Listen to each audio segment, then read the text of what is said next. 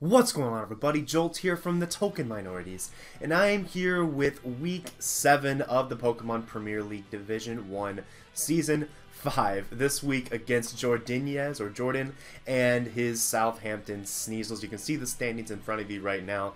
My opponent's not doing so hot this season, but I'm not exactly having the best season either at 3-3. It's not terrible, it's not great, the definition of a 500 record, but we're going to make sure to try to pick up that win this week and get us back in the win column a little bit over 500 and maybe try to make a championship push from there. So, very important game for sure, absolutely a must-win game, and we'll just see how it goes, of course. But make sure to check out my opponent's channel. It will be linked in the description below, along with the links to all the channels of the PPL Division 1 and Division 2 members, as well as the PPL Store if you're interested in buying Toronto Staraptors merchandise or other teams. You're welcome to support other teams too. I'm not going to stop you from doing that.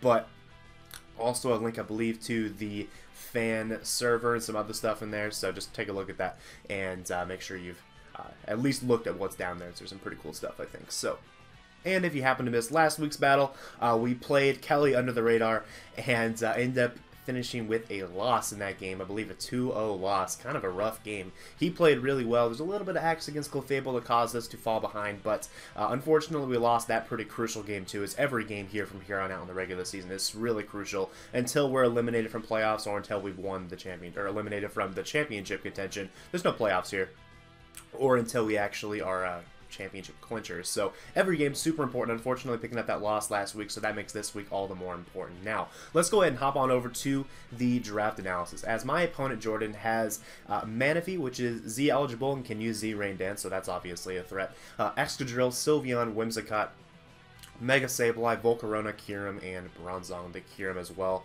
Can use Z moves, and he had a third Z move user in Blaziken, but he ended up dropping that, so I don't have to worry about that, which is kind of nice. Blaziken kind of could have been really annoying for my team, so I'm kind of glad to drop that. But yeah, so he's got some threats. The main issue with his team, the reason why he hasn't been doing very well this season, I feel, is his speed tiers and his lack of switch-ins to anything. He really can't switch into much. His defensive backbone is basically just Sylveon, Mega Sableye, and Bronzong, and while that seems decent, I don't like it too much because Mega Sableye is pretty one-dimensional overall. You really know what it's going to do. Basically, it has a few tricks it can use, but it's I don't know, I'm just not a big fan of it. It doesn't really feel like a very versatile defensive Pokemon. It's super slow. It does get priority, which helps it a little bit, but it's just so slow. It only really can hit... It just doesn't have very strong coverage moves options either, so I'm just not a big fan of it. I don't think it's the best mon in the format or even close to one of the better Megas. I think it's like bottom half personally, but Sylveon can be pretty good. It's just more in this metagame for Gen 7. I feel like offensive Sylveon is better than defensive, so it doesn't really work as well defensively, I feel, just because there's so many super hard hitters now. And Bronzong is a good Pokemon in this metagame, I'll definitely say that, but Bronzong is still Bronzong without any form of recovery outside of leftovers, so it's pretty easily worn down, and it's nice that that's really his only true switch into Diggersby's Dual Stab. So Bronzong is going to be definitely a target for the team that I decide to build, because if I can weaken down Bronzong, then Diggersby can absolutely go nuts in this game, and there's no questions asked there. It's also nice to know that his fastest Pokemon is the Whimsicott, and if he chooses to bring a Scarfer, it's not going to be faster than base 100 Scarfer, so I should be able to deal with that relatively well with my team. But notable threats, though, on his team. He has the Volcarona, massive, massive threat, as well as the Manaphy, another huge threat to my team. I think Excadrill is also pretty annoying for me outside of having Mega Bro. Obviously, Mega Bro pretty much stops it cold, but it's manageable. Volcarona and Manaphy are a lot tougher to deal with for sure. I do have ways to deal with it, most notably for the Volcarona. I could bring something like Sliggoo, which would deal with it pretty well. Honestly, Sliggoo probably hardwalls it, but Sliggoo would be able to hit it back with Rock Slide. That's pretty cool, but then he has a lot of things on his team that actually can really abuse Sliggoo, so I'm not entirely convinced that Sliggoo would be the best here for this matchup, but there's also other ways that I can deal with it, I feel. And an unaware Clefable can always deal with setup Volcarona. The only way he'd be able to 2-hit KO me is if he is Modest Inferno Overdrive from Fire Blast, and then pick me off with a following Fire Blast if I'm not clicking Recovery on that turn. So that would be one way for him to deal with it, for me to be able to deal with Volcarona. I could also potentially deal with it with a Rapi-CASH, as I really don't think he can afford to run coverage to hit Rapi-CASH in this matchup. I think he's going to run dual stab with Bug Buzz and Fire Blast / Fiery Dance, just because he does sort of need that for my whole team. He needs something powerful to hit Clefable, which means he probably wants his Fire Stab, and he needs something to flat out hit Mega Slowbro, and that could be either Giga Drain or Bug Buzz, but I really would expect Bug Buzz, I think, because Dual Stab does hit my entire team pretty darn hard outside of the Rapi-CASH, so bringing Rapi-CASH is actually a very high probability in this game, both defensively and offensively. So if you look across his team, what does he have for the combination of Fire and Electric from a powerful offensive Pokemon? Yeah, nothing. He just drops to it. So, yeah, Rapi-CASH is really, really good here, and I will actually build around Rapi-CASH for this game. And I think my defensive core can be pretty good against him, too. The Clefable, super good against him, especially Unaware. Even though Magic Guard is always good in any matchup, Unaware is really nice here because of the Manaphy and because of the Volcarona. It's just a matter of ensuring that I don't lose to like a Rain Dance Manaphy, because Rain Dance Manaphy does beat Unaware Clefable 1v1, so that's a little bit tricky. I'll show you how I plan to handle that here soon. But yeah, that's all I want to say here.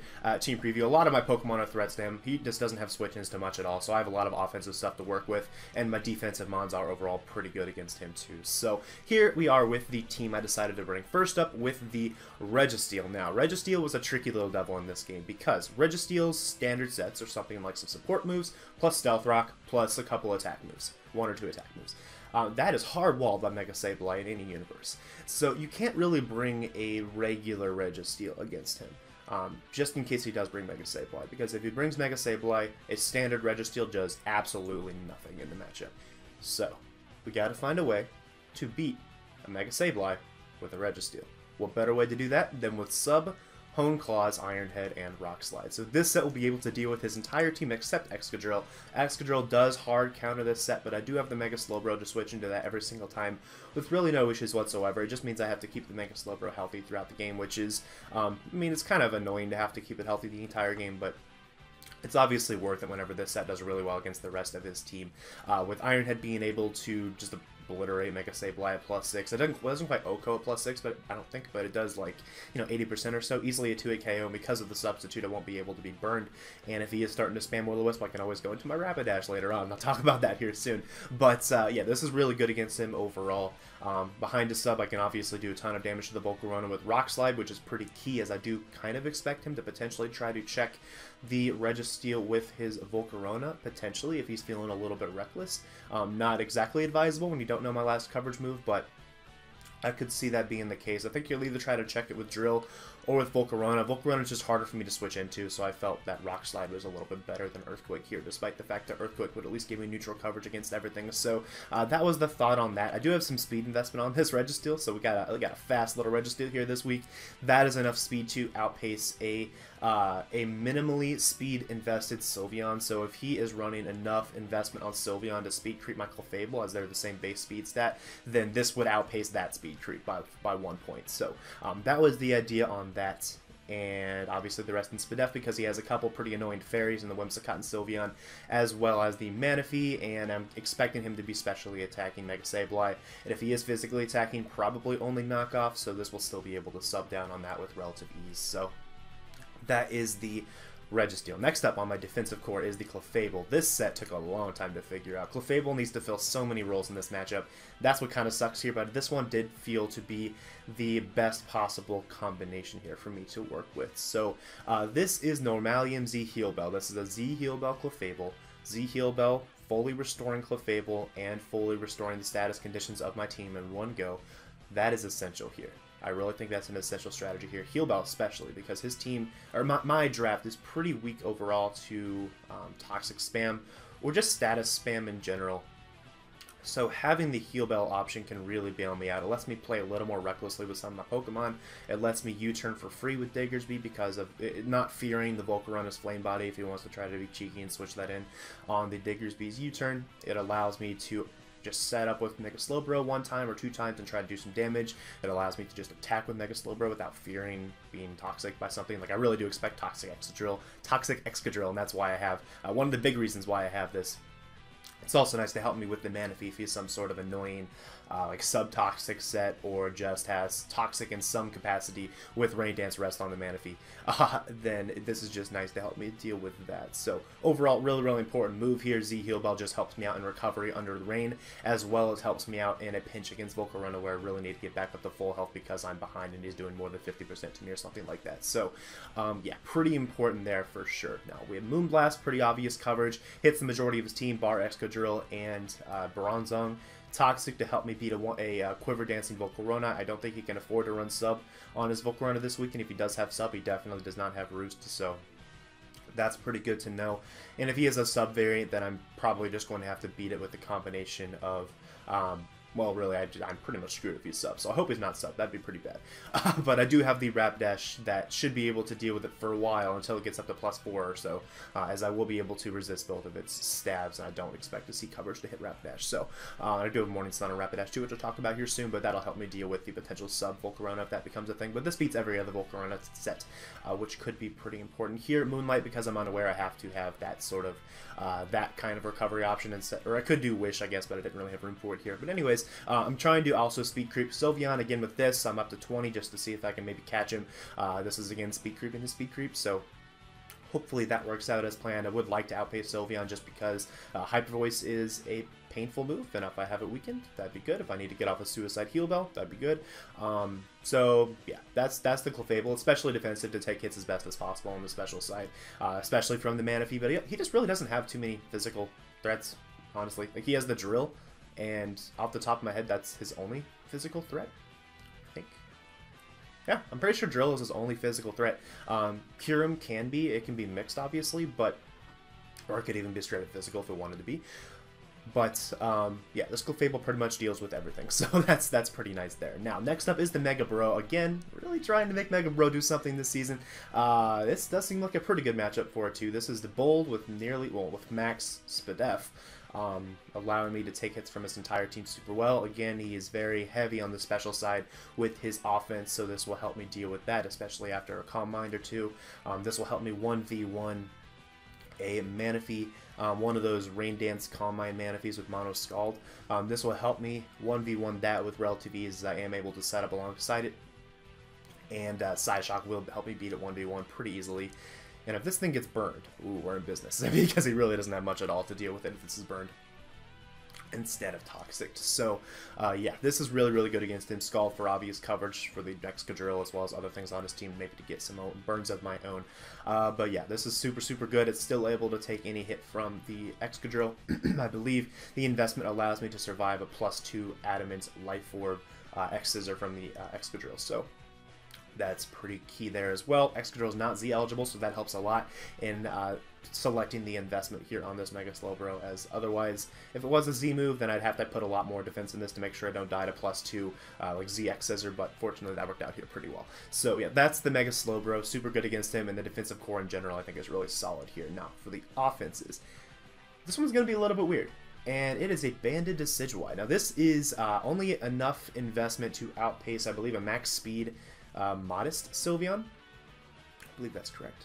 Yeah, max speed Modest Sylveon, and I dipped that low because I really wanted bulk on this, some special bulk, because this is my initial switch into a potential Z Rain Dance Manaphy. I need to keep this thing healthy enough to switch into an Ice Beam from Z Rain Dance Manaphy.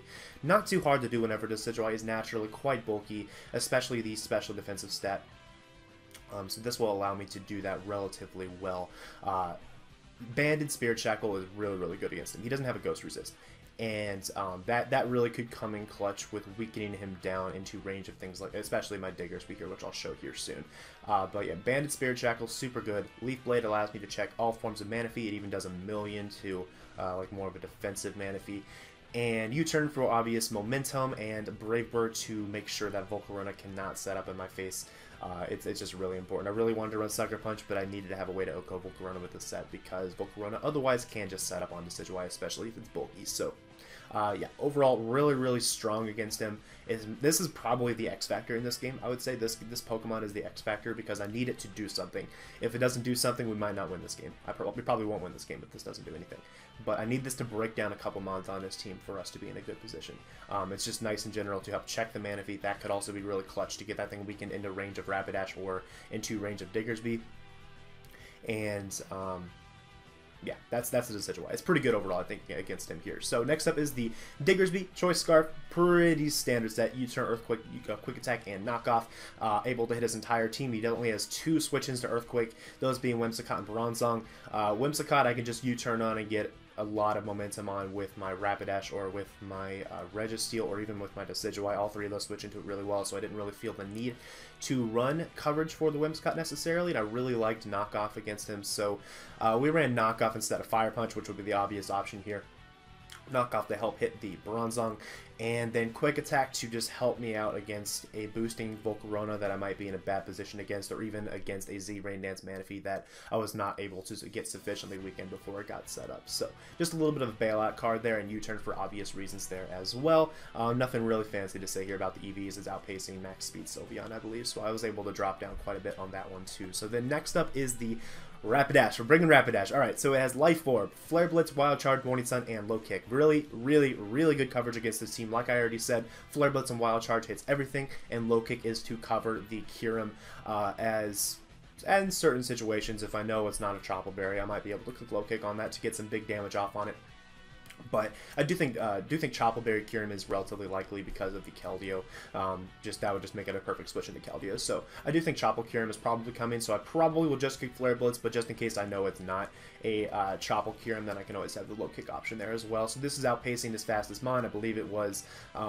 or not as fast as mine. Whimsicott's the fastest. This is outpacing base 100s, so that would be the Manaphy specifically. So Wild Charge does a lot to Manaphy, which is really nice, and that'll help put it in range of Diggersby, and worst case scenario, if he has Z-Ray and Nance, it'll put it in range of the Decidueye. So that's the team. I do like the team overall. I think as long as I play well around the Manaphy and the Volcarona, I'll be okay. Those are the 2 biggest threats, but we'll just see how it goes. So trying to play this one in the morning. This will be a new one. I'm just about to play the game. I've never played this early in the day before, so hopefully that doesn't come back to bite me, but we'll see how it goes. I'm going to go ahead and jump on into the battle, and I'll be back with the replay of that whenever it is done, so see you then.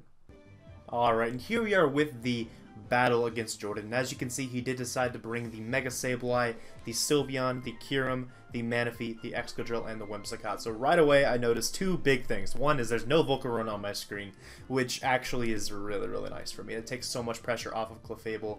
It means that Clefable's sole purpose now is to keep the Mega Sableye in check, and also to allow me to switch in and deal with things like the Manaphy and potentially even a choice-locked Whimsicott. So Clefable's taken a lot of pressure off it without there being a Volcarona there. That's really nice, but there's also no Bronzong, which frees up Diggersby a lot. He has no immunity to ground.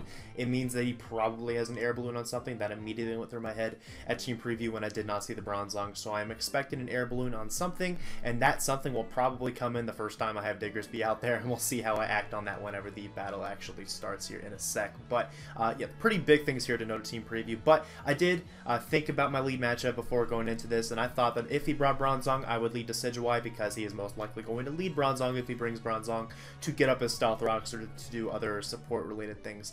And if he doesn't bring Bronzong, then I'm going to lead Diggersby because that means he doesn't have a ground immunity. So that's exactly what we're going to do. We're going to lead this right off with the Diggersby, and we're going to go ahead and jump on into this battle, as Jordan will issue the challenge here. And you'll see that he actually does end up leading with the Mega Sableye, so that's a fine lead. That's I guess something I should have also somewhat anticipated, but I knew that I had really good switches into this, in the Rapidash, and most notably in the Clefable.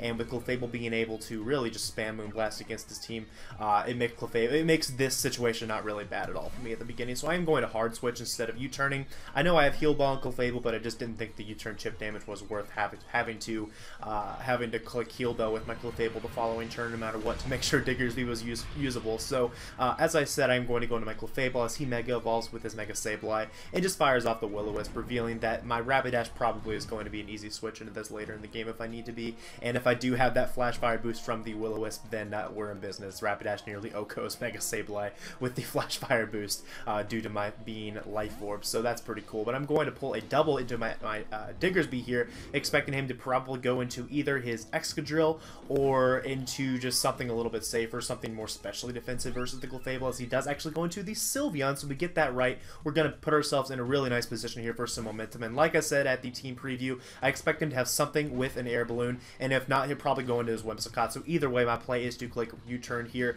He could have clicked Protect if he was feeling like he wanted to Scout, but that really is risky whenever I could easily be SDs. So here I am just going to click U-turn. The Excadrill did reveal to be Air Balloon, so I did make that prediction correct, and I'm going to be able to go straight into my Rapidash and essentially net a free kill, as something is going to be killed here, unless he wants to go hard into his Manaphy, which is almost certainly his win condition considering there is no Volcarona. I really don't think he's going to make that play. I think he's going to sack something off, and he decides to actually sack off the Excadrill here to the Flare Blitz, so we're off to a really nice advantage here for sure. This is an excellent position to be in. Unfortunately, we take a ton of recoil from the Flare Blitz plus Life Orb, but here he is going to check me with his Manaphy. But it is in my best interest to actually stay in here and just click the Wild Charge, because if I can get the damage on this, the proper damage on this, it will ensure that it is in range of Diggersby later in the game. It'll also ensure that it is definitely in range of my Decidueye if it happens to be a little bit bulkier. So I just go for the Wild Charge as he actually pulls a double back into a Sylveon, I guess expecting me to go into my my Clefable. I think that's probably what he was expecting, and just looking at that damage, this is definitely offensive Sylveon with not much HP investment at all. So that's almost certainly a choice spec Sylveon. I'm going to just go hard into my Registeel. I really expect the Hyper Voice on this turn. My Rapidash was in range of a specs Hyper Voice, so Registeel was definitely a safe play. Unfortunately, he gets a crit, which does actually suck a little bit, because now I'm going to be more easily worn into range of the Kyurem later in the game, so crits always suck a little bit for whatever reason, but we're going to work our way around that, as he's actually going to pull a switch out into his Mega Sableye as I make another aggressive double here, knowing that he has no reason to stay in with the Spec Sylveon against a Registeel. So I'm going to double into my Decidueye just in case he wanted to go into his Manaphy there. His Manaphy also would be a pretty good switch into the Registeel, while Mega Sableye is obviously the more obvious switch in, but it's fine. I just made a play that was going to work out no matter what, as I can just U-turn on this Mega Sableye and again just go hard into my Clefable, because the Excadrill is gone. He has no Steel type. He has no resist, period, to the Moonblast. So Moonblast is super free at this point in the game, and that's really, really nice here, as he just fires off a Dark Pulse, revealing that's probably his attacking move, but I still don't know what his full moveset is. I do really expect him to be Recover. I think Recover is a very likely move for him to have. What I don't know is if he has Metal Burst. Metal Burst Mega Sableye is the most threatening set against me. I really do believe that. So I need to kind of scout him out before I really dish off a huge attack against a Mega Sableye, with the Clefable especially. I want to figure out what that last move is, or at least feel confident that it's not Metal Burst. But here, I make a little bit of a play. I just stay in and just Moonlight with my Clefable, somewhat expecting the Whimsicott to be offensive, potentially with Trickaroo, and knowing that even if he is Specs, I'll be able to chew up any hits and recover off at least that much damage here with a Moonlight. So I do just stay in on the Switcheroo. I do have the Z Crystal, so I cannot be tricked, which is really, really nice, as now it's yet again a very free Moonblast as it goes into his Sylveon. It's not very invested defensively, so it's going to take a lot of damage from this. It was a critical hit. I do apologize for that. Considering the plays that followed it, don't think it really mattered too much, but it is what it is. Maybe things would have changed without the crit, but I am going to go ahead and pull a switch into my Mega Slowbro here, actually expecting the Hidden Power Ground, as the Registeel is a super obvious switch in here, and knowing that my Mega Slowbro is bulky enough on the special defensive side with nearly max investment and Bold Nature to be able to chew a Specs Hyper Voice, and as you can see, he does actually go for the Hyper Voice, so good play on his end. I'm going to be forced to switch right on out to take advantage of my Regenerator and go into my Registeel here, knowing once again that I can chew this hit up with relative ease. So that's pretty cool. I'm going to be I've been playing really aggressively throughout the whole game so far, so I am just going to stay in. It was tempting to make another double, it really was, but we can't just keep doing that the whole game. We'll get burned eventually, so I am just going to stay in and click the Iron Head and be able to knock out the Sylveon here on the following turn. And the good news about this is that this leaves me at a range of health after the leftovers, where it requires a Specs Kyurem to be able to take me out with Earth Power or a Z move. So this next turn, as he's almost certainly going to check me with the Kyurem, is really big, because this actually allows me to leave my Registeel in. I really don't need it for anything. The Whimsicott's already revealed to be Choice Lock, meaning it's not going to be one of those annoying Leech Seed variants, so my Clefable can beat that 1v1.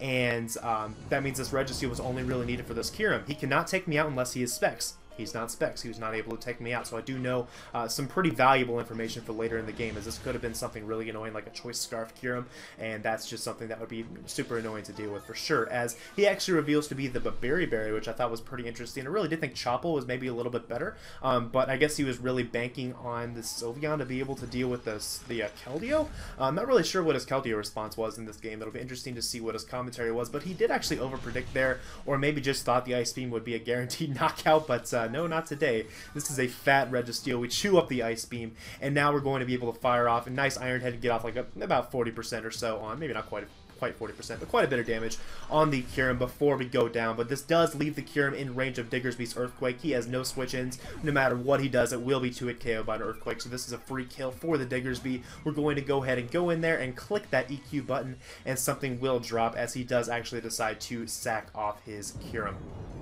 So we're in a pretty good position. I believe the score is currently 5-3 in our favor, as now, as the Kyurem goes down, he's going to force us out with his Whimsicott. Now the issue here is he is almost in range of Earthquake. It looks like he's in range. He might be in range, but it's not guaranteed. So I'm not going to just risk this, where he could easily just go for a Specs Energy Ball after he survives and just take out my Diggersby. But I really do think Diggersby could be nice here later in the game, at least in terms of trying to preserve some differential. So I'm going to go into my Clefable, and it looks like I should be able to deal with this thing 1v1 relatively well. I'm not going to be gaining much health back here with my Moonlights, but I'm going to scout him out just a little bit more. Go for a couple Moonlights here just to see how much damage he is doing to me on each turn, just to see if I need to burn my Z Heal Bell here.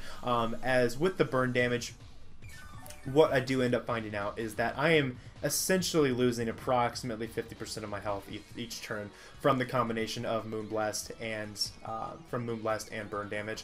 It is varying roughly between like 44% and a little over 50%, but it's just enough to where I do feel uncomfortable with it. So after a couple Moonlights, I am actually going to flash the Z move, which is pretty cool. I'm pretty glad, honestly, that the Z Heal Bell was able to be shown off, because the Registeel set wasn't really able to be shown off. That was something I was pretty proud of, but unfortunately the matchup just didn't quite call for the Registeel to really show what it's all about. But here, I believe it's on this turn where I reveal the Z Heal Bell. I might be getting one turn ahead of myself, but we will see on this, as I am going to reveal the Z Heal Bell here. So, pretty cool animation for the Normalium Z.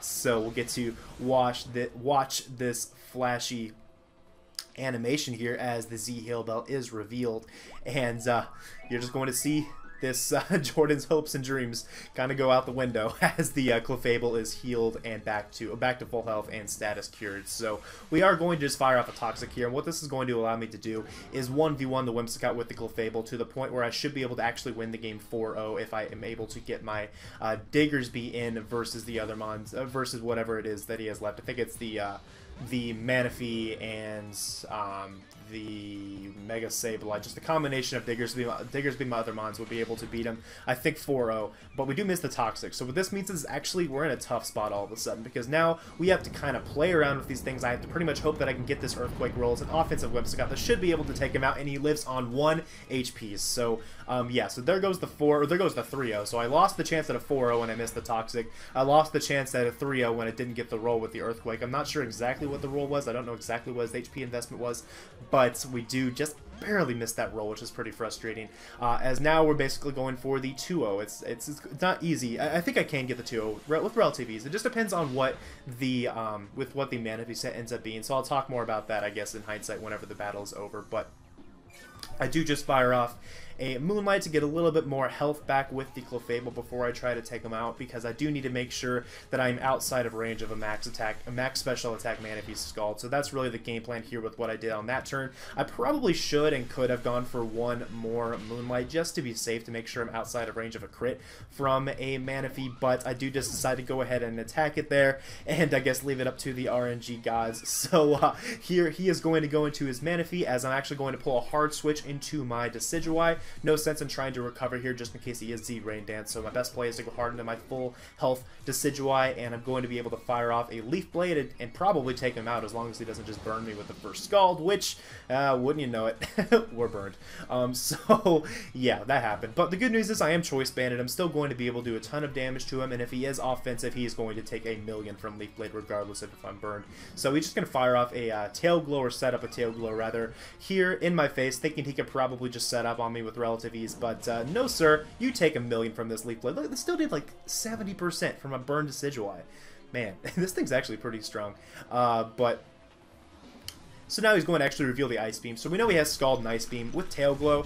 That makes me believe he probably also has Energy Ball, because otherwise he's hard walled by both Keldeo and Mega Slowbro. So I do think he has Energy Ball, meaning that my best play now is to first try to check him, revenge him with my Rapidash, and just go from there. So we're going to go ahead and click that Wild Charge, and he actually reveals the Wakan Berry. I really didn't think he would have Wakan Berry, but it does make sense considering there wasn't another item revealed. I guess I probably should have thought about that when making that play, that there wasn't a Leftovers or anything revealed, but I still thought he might have been Rain Dance. I don't know. It was tricky, I guess, but he does actually survive the Wild Charge, and now I'm going to be forced to go into my Clefable, knowing that he probably has Energy Ball as his last move, and we're going to play with Hacks a little bit, so he could get a crit here, and that would take us out, and we would definitely lose. So we would absolutely lose if he gets a crit here, but he just fires off the Scald. We survive on 10.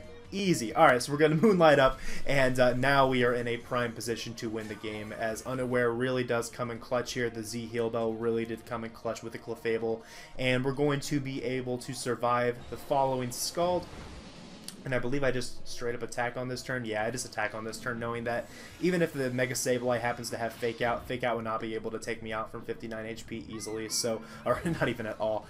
So I know I'll be able to recover up on the Mega Sableye to ensure that I can beat it 1v1 with the Clefable. So we are looking good at this point. It's a shame that we weren't really able to preserve the differential that we kind of needed to, honestly, as we were going into this battle. As you probably hopefully saw at the beginning of the video, we were a 3-3 team with a 0 differential, so we kind of needed a big differential win to get back into the hunt of being like at the very top.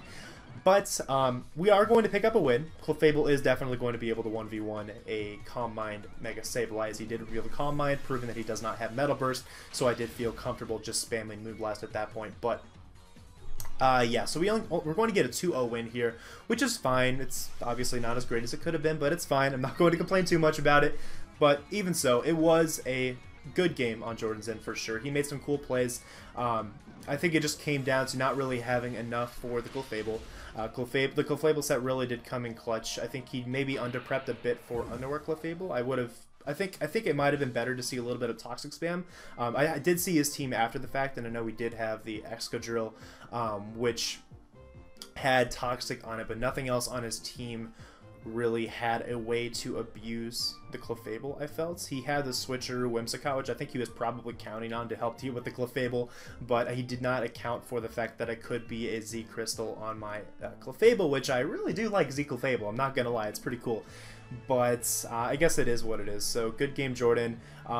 Unfortunately, still hasn't picked up a win yet in the league, but I do think he is certainly a strong enough player to be able to do so, and hopefully no one's sleeping on it, because a lot of his games have been really close. Like, just looking through the standings, he's had so many, like, 2-0 losses and stuff like that. He's been really, really close several times, so...